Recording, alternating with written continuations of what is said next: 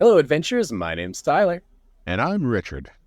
On today's episode, we'll be discussing remotely how our Gen Con 2024 went and adventures that took place during that time. Welcome to True Strike.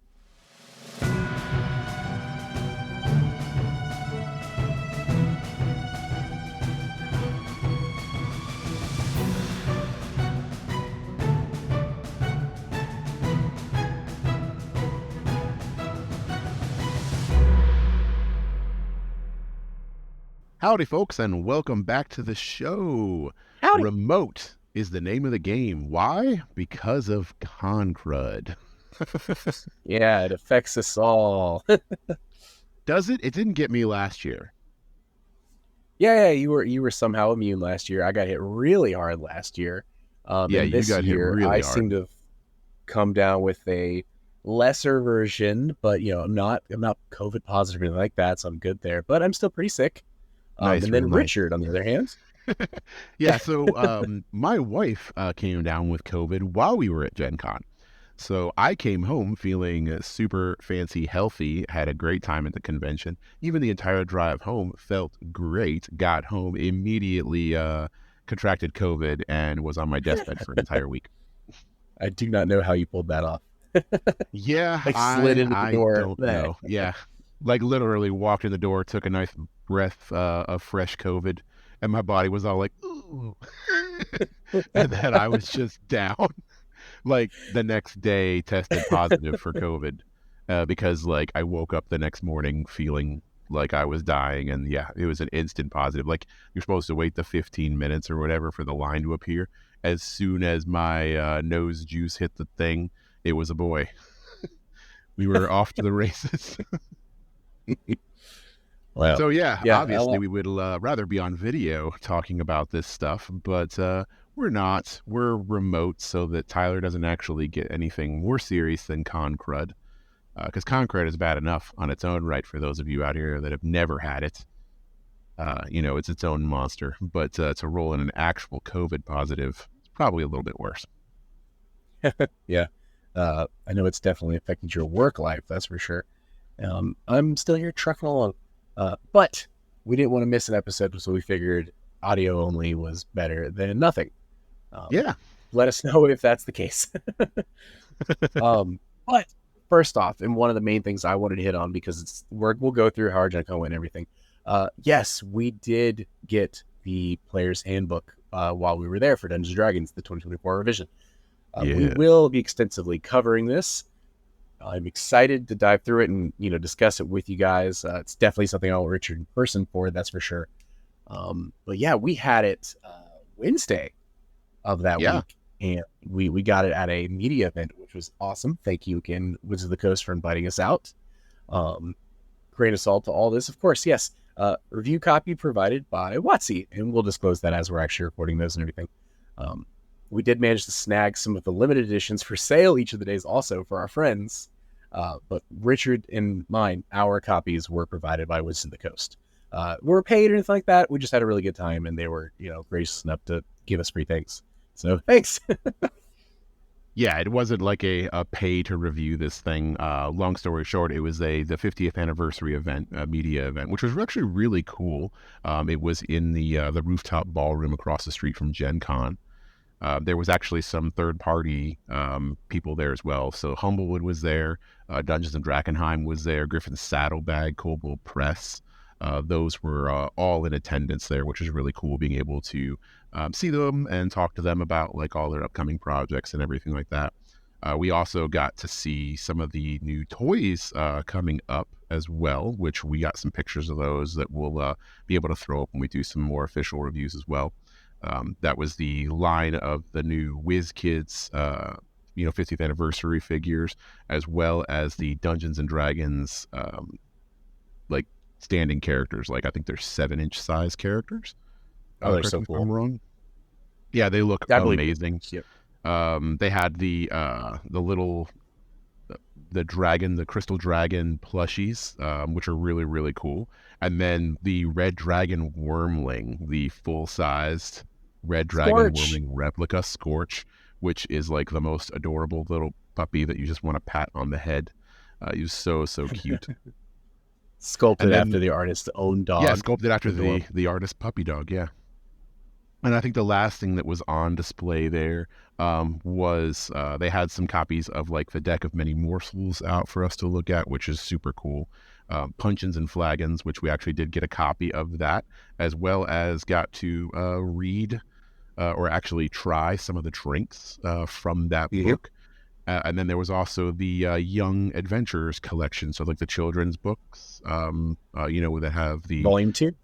the volume 2 of that, which has like the displays for Beast, the Owlbear, the Beholder, the Black Dragon stories and information on those guys, which was really cool.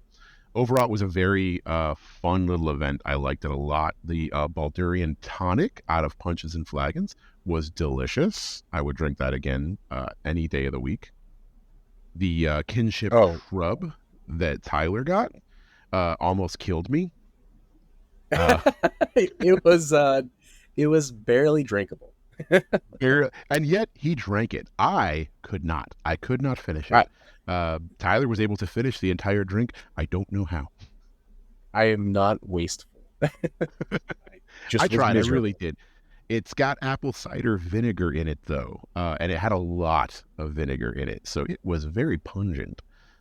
But like I said, the Baldurian tonic was delicious. I would drink that again. I'd make that here at home, which I can now that I have punches and flagons. So, but yeah, the Yeah, event and I guess was super fun. The food was really good too. So food and drinks and everything like that. I don't know. What was your overall opinion of the event? the opinion it's the opinion it's oh my god. The event itself was actually really cool. It was a lot there's a lot more than I expected, you know? We weren't sure what it was going to be going into it. I mean, I even emailed the a representative with them on the way there and was like, hey, what's the dress code? Like, there's none. Just wear something comfortable. It's like, all right, cool. It won't be that fancy or anything. Yeah, rooftop ballroom. Get up there. Beautiful venue. Uh, they're giving us shirts. It's just the morsels and stuff they had out to try from the D&D cookbooks. They were excellent. Meeting lots of like faces from the community, and I mean, just about every Dungeons Dragons content creator I've ever watched was pretty much there, which was neat in its own right. And I just all of the staff from all the different products, they were wonderful, very informative. Lots of stuff coming up soon that I would love to dive into more, and hopefully we'll get some copies of some of this stuff soon. Like I forget the name of the top of my head. Maybe you remember. It's like a history book of Dungeons and Dragons, but it's all told from the point of perspective of Mordekainen. Yes, that book looks amazing. I don't know that the title of the book is off the top of my head. Oh no, it's I think it's Worlds and Realms. That Um, sounds right. I'm pulling it up right now to yeah, clarify, but that yeah, I does think it was sound called right. Worlds That and book Realms. is awesome. Yes, Like that looked I just really flipping cool. through it, the art and the way like the text is. It is World's Realms. You nailed it. How are you so good at this? Nice. That is releasing on October 29th this year. Um, Also, speaking of which, how we have Dungeons, Puncheons and Flagons, that comes out August 27th this year. So, I didn't even realize we had a early copy of that, but we do. Yep, it So was I an early guess release. copy provided by Watsy. We should probably cover some stuff on that soon, maybe a little short or something. But it was great, and honestly, like saw a lot of stuff I didn't have on my radar that I do now, which was really exciting. It's just overall just great vibes all around. Good time. Yeah, it was a really cool event. It wasn't gigantic, so there wasn't like hundreds and hundreds of people in there. So it was nice and smaller, intimate, being able to talk to people, being able to get some more one-on time with some of the third party, stuff like that. It was really cool. I liked it a lot. Mhm. Absolutely. But that was just check-in day of our Gen Con 2024 adventure. Literally, it rolled in, got our badges, and then walked over there and did that event. Anything else you wanted to hit on of that event, Richard? Of that event. Yeah. No, I mean we pretty much did covered most of it. It was kind of like a celebration of the 50th anniversary, so they talked a lot about D&D in general, history stuff, which is always fun to rehash and talk about. And then they also talked a lot about what's coming in the player's handbook, because at that point we had not had it in hand, as well as the DM's guide and the monster manual, which both look amazing. And then surprise, at the end of the event, we actually got the book itself, which was really cool.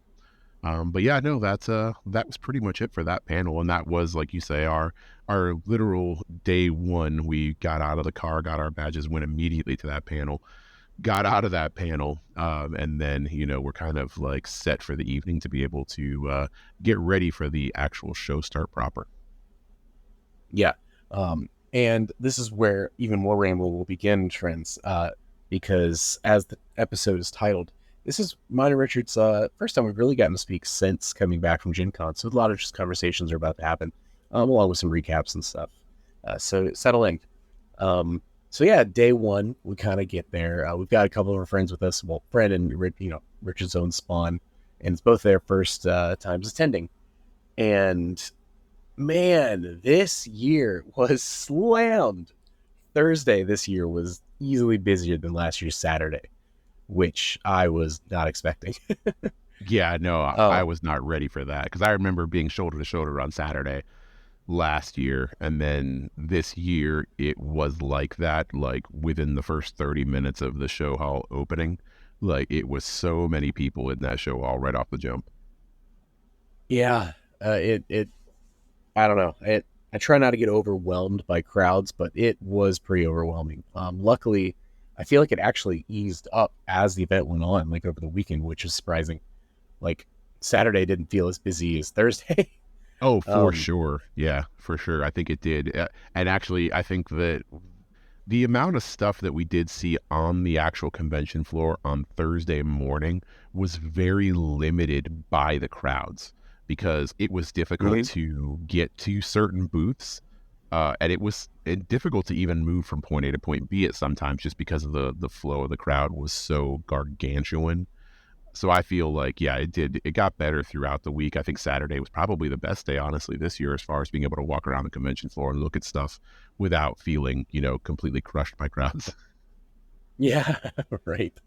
And I mean, I was gonna say, I don't think Friday was terrible either, but we had so much more planned Friday. We saw a couple of panels each every day, and that was by design. But Friday, we tried to stack all our interviews there, into which you guys should see up pretty soon. Richard actually did a interview with a couple of people over at Paizo about Pathfinder and Starfinder, and he has the footage of that locked away on his sacred camera, which is in quarantine zone right now. So you guys will see this sooner than later. And we also had a talk with Chris over at WizKids, some of the new minis and stuff they have coming out soon. I believe Richard may have a new infatuation with HeroClix. I did not walk into Gen Con wanting to play HeroClix, and I've never wanted to play HeroClix. But after we went to the WizKids event, and then I actually swung by the WizKids booth and looked at stuff, I want to play HeroClix so bad. I wanted to buy some so bad at the convention, but I would be the only one buying them. And I was like, man, I need to get on convincing some people to play HeroClix with me before I start to spend stupid money on this game. I was so worried you were going to drop money on that DC starter set, because I would have bought the Marvel starter set right then. I'm glad that you didn't say that at the convention. I'm glad you didn't say that, because had you said that, I would have immediately bullied you into buying it by buying the DC one. Like 100%. I would have bought that. I was basically just waiting because for it. I was waiting for you. I was like, man, if he picks that up and is seriously considering it, I'm just going to drop money on this right now. And I'm not saying that I'm not going to buy HeroClix, because one of the things we did see at the event was the D&D HeroClix. Yep, and that's where, man, if they had that there, I would have already bought it. Oh yeah, that beholder was amazing. The production quality on it, so cool. Just very, very neat looking. I was showing our associate from HeroClix period images of it. Yeah, and he was recognizing the level up in paint quality versus the actual nulls. There's like D&D miniatures, stuff like that. And the HeroClix, seeing a Dungeons & Dragons miniature painted to that quality, he was like, whoa, why aren't they always doing this? Yeah, that was kind of my thing with HeroClix in general, which maybe it's better. I've always thought HeroClix was lower quality miniatures as far as paint jobs and stuff like that. But to be fair, I've never really looked at them all that closely. But the stuff that we saw, so like we got to see some previews of models that are not yet released or anything like that. We saw that in the WizKids event itself. They passed those around for us to actually check out. And the quality on those things just blew me away. Like the paint jobs were amazing, down to like actual like writing in the book, the Darkhold book on one of the miniatures, like actual writing on both pages. Really, really cool. Yeah. So like maybe they've always been like this and I just never appreciated HeroClix for what it was. But man, I got an itch. I went into this not knowing what HeroClix was, so I got the whole spiel in one event. They actually had some other stuff in the WizKids events that was pretty interesting too. They wasn't just HeroClix. They talked about the D&D stuff, but they also talked about like some of their the little toy lines, which you actually did pick up some of, which was the little wooden figures, all the D&D wooden stuff. That was really, really cool. And they also have a bunch of other games coming out. You could see them right now. Oh yeah, I've got one of them right here. Your snowy owlbear is sitting on my desk. You did steal my snowy owlbear. Kidnapped him. But they also have a Star Trek game coming out that looks really cool. Actually, it's like ship combat. I'm super intrigued by that. That looks like it's very That does fun. sound intriguing. Yeah, so I'd like to see where that goes. So WizKid overall, out of the dark, impressive, really cool little event there. Yeah. So yeah, on Thursday, if we do a quick rundown of the panels that we did, right? So on Thursday, I had we had Crits and Giggles, which we both went to, right? Mm-hmm. Which was the live event that we did, which was a D&D live play with Careful Cantrips game with guest star Dingo Doodles. Yep, and that was super fun. So that was a good little game. Enjoyed that a lot. What else was on Thursday? There was friend the of the early show, release of the handbooks. Gamer. Yep, Dead Aussie Gamer was there. The early release of the handbook sale that started on Thursday. Yes, that's where we snagged our stamps for the year, our 50th anniversary D&D stamps. And we were actually able to snag a couple extra books for friends of ours that were not able to attend con, which was also very nice. Exactly. Got very lucky on that one. They only did limited number. I think it was like 750 one day, 725 the next 2 days, something like that. Yep. But yeah, it was kind of like buying all tickets for Gen Con. You have to add it to your wish list and then just cross your fingers, which everybody else in the hotel room gave up, but I kept powering through and was able to snag a ticket for that. So that was kind of cool. And then on Friday, we had the WizKids Appreciation event. We did that already. We talked about that. We also had the D&D Partner Spotlight event. So that was another panel event of just the partners. So this was the same partners that had attended the 50th anniversary. So this was Humblewood, Dungeons and Dragonheim, Griffin Saddlebag, and Kobold Press. Again, like Grim Hollow. Yep, Grim Hollow. Yep, all that stuff. So they were there kind of talking about the new releases that they have scheduled that are already announced. We didn't see anything, I don't think, that was like super secret. There was nothing that wasn't previously announced already. So it was kind of a more get to know the third parties and the process that it takes to become a third party producer for Dungeons and Dragons. Overall, which it sounded like towards the end of it, they were opening up the door a little bit. They put out an email. Yes. And they're like, hey, if you're looking at trying to publish through D&D Beyond, email here, which that's kind of cool. So they're, doubling down on this.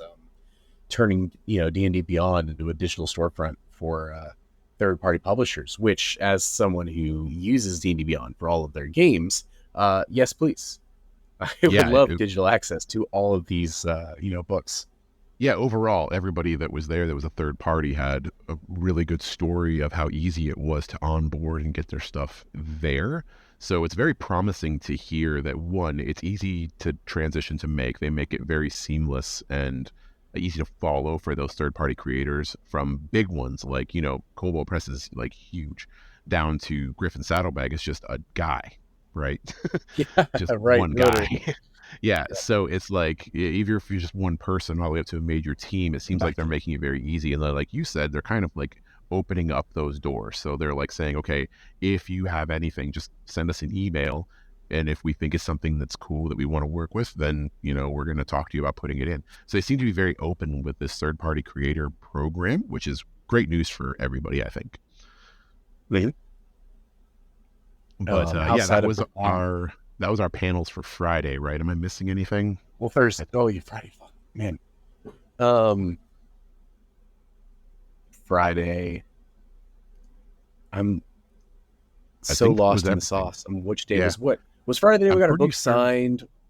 So no, so that was Saturday that we did that, because Saturday we had I think that was all the events that we had for Friday. It's all jumbled in my brain. Yeah. Saturday we did the book signing, so we actually did go to take our books to be signed, which was really cool. That event we almost did not make at all. Yeah. Yeah, because we didn't realize it was actually a ticketed event. Yeah, it was a ticketed event. Was that second event like a last minute one, or was that one that had been on schedule all along? I don't really remember. They had two scheduled the whole time. I swore it was yeah. So the way it was listed, it was incorrectly listed basically on Dungeons & Dragons on website where they had told everyone about the event. And so if you went on Gen Con and searched for that, like word for word, it wouldn't pop up. So that's where I was like, oh, okay, this is just you just get in line and go kind of thing. But no, if you left out like a word, it would pop up as an event. So we kind of got lucky and fell into place at the end where they let a few people without tickets into the last minute. Yeah, so we got there and we ended up having to wait to be like pretty much the last ones in the room, but it was worth it because at the end of the day we were able to get our books signed by both Chris and Jeremy, which was really, really cool. And then they also had some additional designers there, Ron Lundeen, Mackenzie De Armas, and Justice Armand, also all there signing, which was really cool. And Justice was actually drawing doodles in your books for your favorite monster. Cool. Yeah, which is really cool. I had him draw a rust monster in mine. What did you have in yours? I had a gibbering mouther. Oh, a gibbering mouther. Yeah, that's right. Because it's really cool because he had made it say blah, blah, blah, didn't he? Blah, blah, blah. Blah, blah, blah. Yeah, but yeah, great. We had that book signing, which was really cool. Then we had I had a Fool's Gold one-shot that I attended with my daughter because she loves Fool's Gold. I have never watched Fool's Gold before, but after watching this one shot, I think I'm a fan, and I have to start watching Fool's Gold now because it was amazing. I was literally crying during that show. It was so funny. But that was really good. Jealous of Helen. Also included our friend Dak. At that point, I think he was all like, "Hey, are you stalking me?" And I was like, maybe, just a little. Just a little stalking. Just a little stalking. Yeah, but I was in that you guys event. were at that one. Yep. You were at another one. Our friend Kelly were learning from Chris Perkins and Jay Craw how to be dungeon masters. I probably went into a little bit of like the D&D guide and stuff, but they just gave some insight, through basic tips and stuff especially for anyone new to DMing. It was excellent. And for anyone who's been doing it for a while, it was a nice little refresher and some validation for some of the moves you make.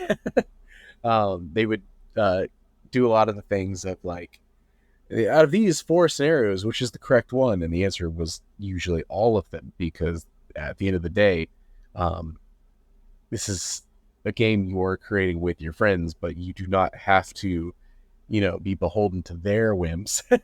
You are deciding the rules in these moments and can adjudicate how you wish.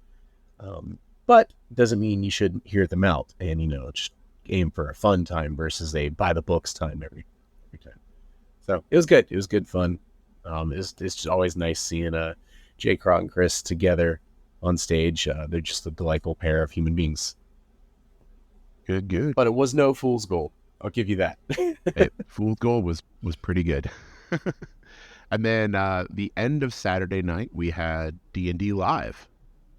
Oh, it's the best. Which was a massive event. Yeah, that I don't remember how many people were actually in that ballroom, but it was the same rooftop ballroom that we did the media event. It was 500. I think I was about to say it was 500 tickets that were sold Yep. for that one, which not everybody was able to get in. A lot of people were not able to get in. I was looking at all the Reddits and the Facebook groups, and there was a lot of people that didn't make it to that event that wanted to.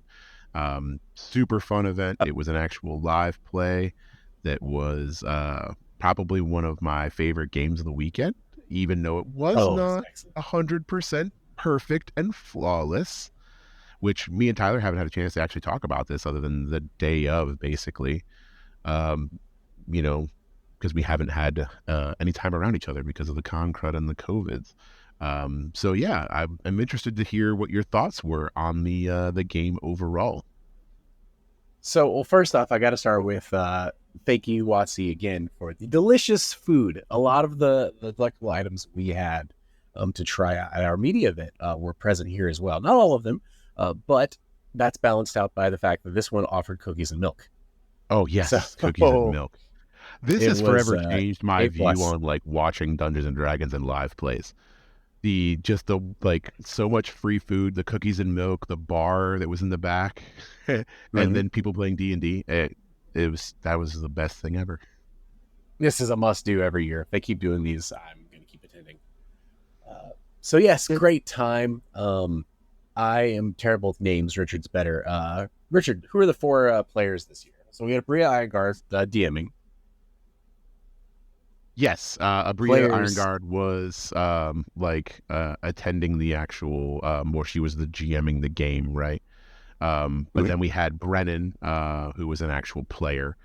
And now we're gonna get to where I cannot remember anyone's names. Oh no, this Um, is why I passed to you. I thought you had it. We had the yeah, voice actor for so Astarion we and had, Karlak which from is Baldur's Gate 3. Neil Newbon, right? Is the I voice tweeted about actor for Astarion. Okay. it. Let me We go to had our own the Twitter. we had the voice actor for Karlak, who was Samantha uh, Beards.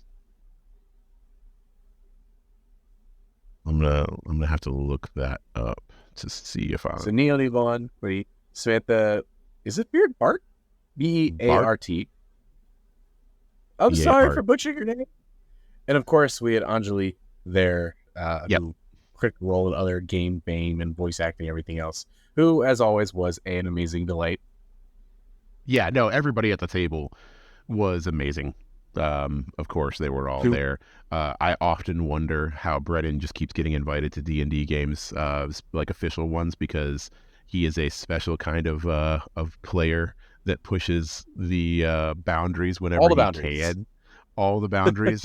But I absolutely love it, and I'm here for it. I was so excited to see him on stage. It our friend Kelly basically came out on stage. He's like, "Who's this guy?" I'm like, "Oh, just what you're gonna like." And then by the end of it, he sent us photos, and he's now working his way through Dimension 20 podcast. So he's on Fantasy High freshman year, and I'm sure he's going to keep going after that. Yeah, he's a delight. Everybody was great. I love the casting, and I think that was really fun. But continue on. What did you think of the game? Yes. So just in case anyone here hasn't listened to the episode yet, Oh, I should have look said that. up Dungeons and Spoilers. Dragons Live from the from Gen Con this year and everything. It'll be one of their newest videos this year. But so I won't get into the spoiling things. The actually, here's the name of it too. It is an Astarion and Karlak adventure. Love is a legendary action. D&D Baldur's Gate. So what a title. But it sums it all up perfectly. I won't get into spoiler stuff other than the fact that Project Sigil or Sigil, if you're a maniac, was I'll never get that sigil thing. it was had I can't say unveiled there. It was used live at this event, and that was like the big thing of the night. Everything leading up to this was like theater of the mind, which is great. You had fantastic, actors and everything on stage. It's easy to, put it all together. Wonderful comedic beats, everything. I'm not gonna spoil the story. They get through a break, comes back from break. Of course, they're setting up like computer monitors and stuff, and we're like, all right, they're totally about to start using Project Sigil, and they do, and it went about as well as I had expected it to. This system is still obviously in beta. It is testing. It was cool how sometimes certain spells would have effects that would match with it, and that you could move your character around. You roll digitally, and it would do all the math for you and everything. And it's cool. It still gives me extremely strong, this is now a video game vibe, which I don't like, but I also don't know how to get around that with playing the game like this. Okay. Definitely some work needs to be done in the software. It was kind of janky at points. Now Kiss was my favorite of all those moments. I'll leave that there. But aside from that, your miniature models for the software they're using in the system look fantastic. Everything looked great. The graphics engine of Unreal Engine 5 looked amazing, of course. If they showed at one point, this actually might have been during our media event. They showed how easy and quick it appears to be to build out maps and add rooms on the fly and things like this using this software, and it looks pretty quick overall, all things considered. And if I can buy a module digitally and then it come with the maps for that like built in, and it can just like autobots roll out, just players, here we go, you are now in Strahd's castle sort of thing. A plus, I will use this sort of thing all the time. As long as I can get away from that video game feel. And I know right now in beta, they mentioned some things where the inventory isn't like 100%. There's a couple other things I have issue with like that. I'm intrigued, very interested, still not sure if this is going to be something I use in my home games. Fair. It was definitely interesting. And Watsy, sneaky. Oh man! So you did mention that during the media event, they showed how well it was to build. We actually got to ask questions about Sigil there and talk about building and stuff like that. And they did show us all that, and it was incredibly easy to build on the fly. And they did show us that. They also like showed us the actual dungeon in D&D Live at one point. We actually did get to see that at the media event. We didn't know it, of course, at the time. And they actually also showed us models from D&D Live. They showed us Astarion. They showed us Karlak. They were dropping these hints the entire time during the media event, talking about Sigil, that we were going to see more Sigil. We didn't even realize it until we actually saw the D&D Live, which was just sneaky and fun. I like that overall. I did, unlike you, it didn't go as well as I expected it to. So you said that performed about where you thought it would perform. I thought that it was probably going to perform a little bit better. Really? Yeah, I did expect it to work a little bit better than what we had, and that's just and I think it's probably just due to them not prepping far enough ahead. I think, I'm not really sure, but it seemed like most of the players weren't as versed in the system as they probably should have been before actually doing a live play. Was it horrible? Absolutely not. It wasn't like, it didn't break the game. It slowed it down just ever so slightly. But that's the thing, is that when you have a cast like that, it doesn't really matter, because Brennan can hold up a show on his own. He is like a titan. And he actually, I think that there's parts where, this is across the board too. They all can see, like, if there's like a little bit of a technical problem, how they can step in and act and play the game to kind of pull away from that a little bit, which they were all expertly doing, because there was some technical hiccups. But I did expect it to go a little bit smoother than it did go. I also didn't really get the same, I don't get the same video game feeling that you get anymore from Sigil. I did before Gen Con. So like Gen Con prior, I wasn't really on the Sigil hype train all that much. It looked interesting, but I wasn't thinking too much of it. But then after seeing more of it during the media event on Wednesday, the Q&A section helped out a lot for that, being able to ask questions to the developers directly and get answers, and seeing it in an actual play situation, although slightly janky, as you said. I am more on that hype train of it being a very cool tool, and I can see it something that I would love to use as just another tool in the arsenal as far as being able to represent what's going on the field. I was pretty impressed by it, and I think it's pretty neat. Was it a perfect showing? No. I mean, there were points where the people on stage weren't the ones doing the movements of their characters anymore because they couldn't figure out how to move a character from point A to point B, or why they couldn't do something. Mostly, from what it appeared to me, was essentially the there was some things with action economy and initiative, which was basically making it locking people out of their character's turn. So Yeah. they were not able to actually do anything because it was no longer their character's turn. And that was like the biggest hindrance, I think, was that it was losing place in initiative or in action economy for what people were able to do. And I think that was like the Yeah, biggest thing that happened to them.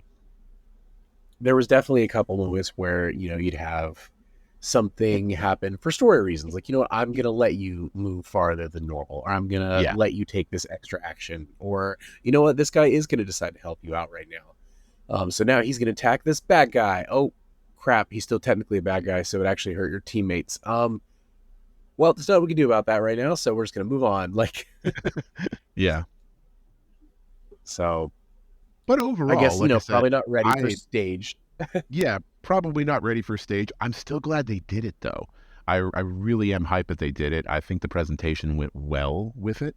I know that some people are incredibly sour about it. They, like hated it. Were like, oh yeah, it completely broke the immersion. It was the worst live play experience that I've ever had. Like I've Well, seen these reactions online from people, and I think that's like a gross overestimation of what happened on that stage. Because overall, I loved it.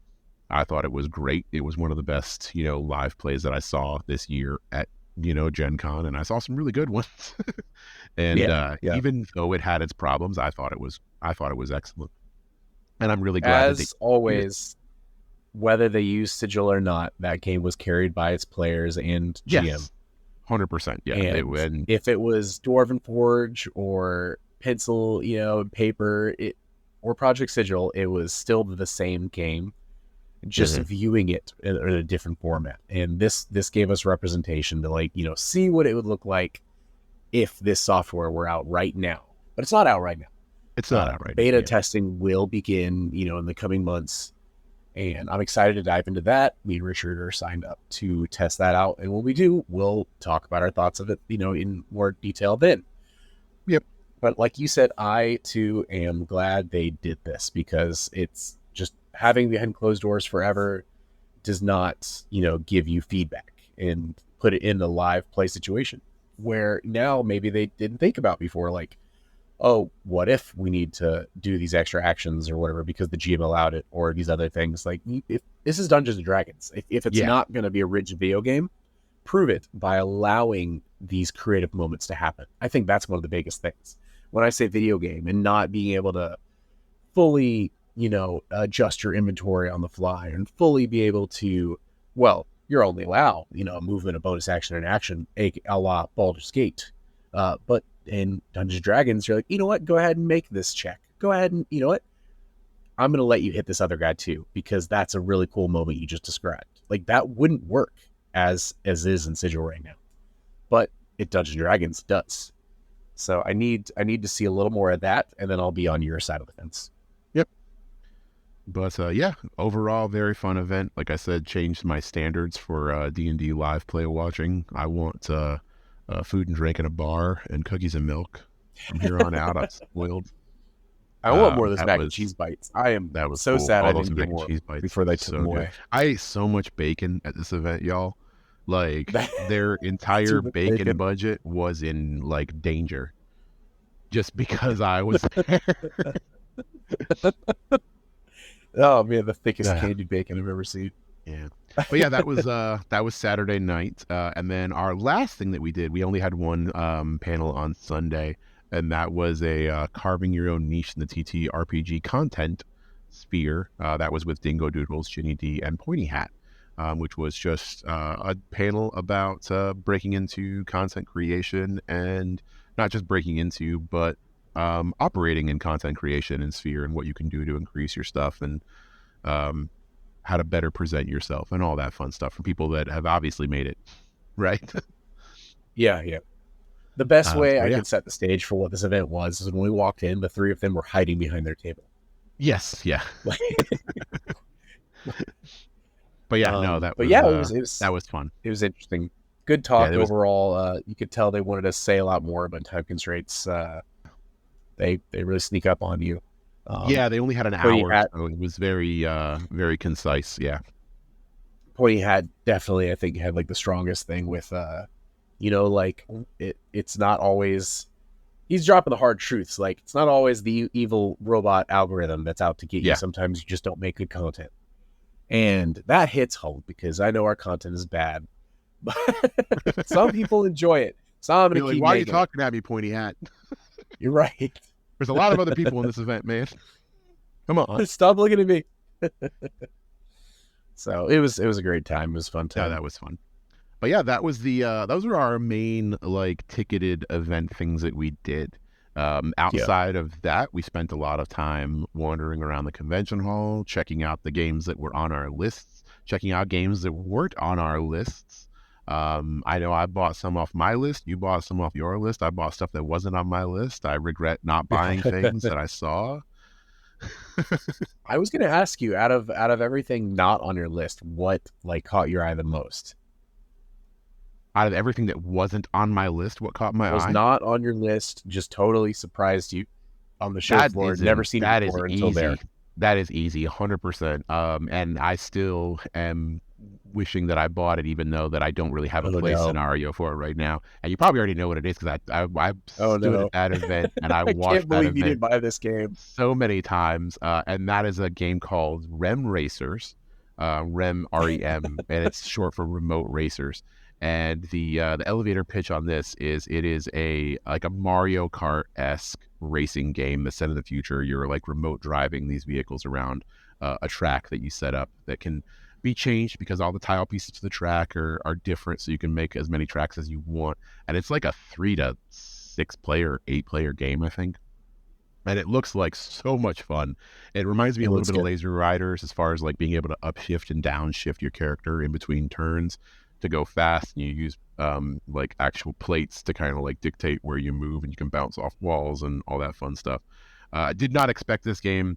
Didn't think anything of it. Saw it in passing. Watched a demo game get played. Almost played in a version of it when I was out, walking with my daughter, when you and Kelly were off doing something. I didn't tell you about that. But I almost Nope. actually There's played started it. it. Not even an expensive game. It was like $50. And super cool artwork. Everything about it, high quality materials, like actual little resin miniatures for the carts. Everything was really cool. The only reason why I didn't buy it is because it is a minimum 3 player game. And even the developer, when I was talking to him there, was saying that, yeah, you can play it with 3 people, but it's not as fun. It really gets fun when you get to like the 5 player mark. And that's when this game like Oof. really shines. And I'm like, oof, that's a lot of players. Even in my household here, I've got 3 max if I force my wife to play a game with us. So yeah, the player count is what really nailed me on that one. So that's why I didn't buy it. But I kind of wish I had, because man, it was beautiful. And that My wasn't on any of my two lists. that I wish I had purchased, looking back, are Flickering Stars and the new starter version of Onslaught. Oh yeah, Um, Onslaught. That was really cool. I had Flickering Stars on my list as my second because that wasn't on any of my lists. And man, that was a cool little game demoed for us. yeah, I think it was on our one of our honorable mentions, I think it was your honorable but mention, I believe. maybe. And but seeing it in person and knowing that if you pre-ordered it there, you got the play mat, and it just seemed like such a simple like breakout and get going game, but with like a lot of depth and luck and skill, and I don't know, it looked right up my alley. And I mean, they've got the perfect table for it, so I'm already set up. And it was what, $40? Like, Yeah, I should just done it. the And then regret. Onslaught, I've been wanting the core set of Onslaught forever, but $150 or whatever is a lot of money to drop. And Yeah. I'm like, or even though it's Dungeons and Dragons, many more game sort of situation, like I know I would like it, but it's a lot of money. Well, here you go. Here's this smaller, get you in the door price of $100, Lich themed, everything else. Like, great, A plus, sign me up. Just didn't feel like dropping $100, and now I'm like, I would like to play this right now, and I can't because I didn't actually buy it. Instead, I've got $40 worth of wooden Dungeons and Dragons miniatures. Hey, they are Well, really not even $40 worth. You have they're some of really them. cool though. Like They're they're really cool. I'm gonna put them everywhere in here. So if you guys see some wooden D&D figures around the shelves next time you see us on camera, that's why. That's what these are. So I don't know if you have your list of what you actually did pick up and what you didn't pick up, but I have mine readily available here. I have nothing. If you watched our thing, we had our top 5 games, then you got our honorable mentions. I actually didn't get everything in my top. I ended up not buying Neon. One, it looked like it was kind of cool. It was fun. It looked neat. Price point was pretty decent, but again, it was another one of those games after looking at it, looking at the mechanics, and the amount of players necessary to actually have a good time with it. I had to pass on it for now. I ended up not even seeing Defrag. Never saw that game. Oh yeah, we never did it. I never saw it. We wandered around that convention floor so many times, and at one point I meant to look it up. I forgot to look it up, and I never even saw it. So I'm not even sure where that developer was. Super Snipers, I did find that game. Watched a demo of it, and the materials amazing, top notch. But I kind of got lost in the sauce as far as the mechanics were considered, and it's a little bit too mechanic heavy for me as far as like learning curve and the amount of materials that you have to deal with. So Yeah. again, I had to go ahead and pass on that one. Super Snipers and Neon and Defrag were on my top. So those were like 3 of my top 5 games. I did buy Lure. We haven't played it yet. We tried. We were going to play it a couple of times, but we ended up playing other stuff just for table We were space. fully set up, ready to play it, basically, and then we just didn't. Didn't. Yeah, and then we did play This Game Is Killer. I did buy that, which I like that. It's fun. It was cheap. Super It was like, short, super easy to learn. Yes, super easy to learn. $15 game with a neoprene mat too. Impressive. That was really cool. So I'm happy with that one, and I do plan on playing it again in the future. Lure looks great. Haven't had a chance to play it yet. I ended up buying all of Final Girl Season 2 because I was missing that. So I have that now. So I have Final Girl Season 1 and 2. I'm just missing Season 3. And then I bought some books. I finally bought Old Gods of Appalachia. So TTRPG. Hopefully we'll play that in the near future, maybe for Spooky Month. I also bought another thing by Montcook Games, or Monty Cook, I believe is how they actually pronounce it.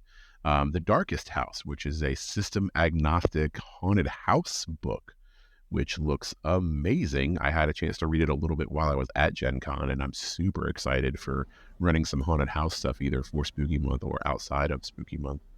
And then outside of that, I bought some dice. Most importantly, I got me the Death by Ooze set from Dispel. Super pretty. Yeah, super jealous. Yeah. Oh, I bought Gloomhaven, Buttons and Bugs. I forgot about that one. It's sitting right here in front of me. That's why I just remembered. Yeah, you did really good on your list. Yeah, I ended up buying a lot. Yeah, I don't think I did nearly as much. I mean, I'm looking at a game right in front of me. So I've got a small bag of stuff. I've got those wooden figures. I did end up picking up For the Queen, which was not even on my list. Oh, yeah, that's right. Because I wanted to grab, it wasn't on the list, but I wanted to pick up that and Candela Obscura, and I didn't end up pulling the trigger on Candela, but I did grab For the Queen because I have serious FOMO when it comes to exclusives, and if you purchase it, you got the cards for each of the queens from Queen by Midnight, and so I absolutely did this. I'm excited to jump in and play this one at some point too, as soon as Richard is feeling up to it. Kelly, our friend, purchased Nekojima. What's funny is he almost also bought the Pac-Man Corridor. I don't know if I mentioned that to you, Richard. He was very close to buying that too. No, I didn't know that.